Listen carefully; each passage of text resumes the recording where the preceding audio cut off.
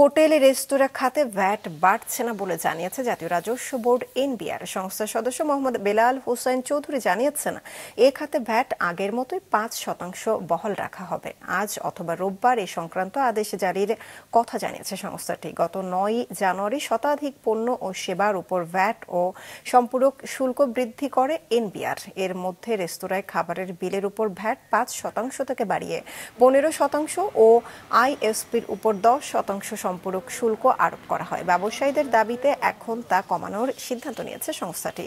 Hotel রেস্তোরাঁ ছাড়াও ওষুধ ও internet service provider ISP ব্যবসায় ভ্যাটের হার কমাতে পারে জানা গেছে।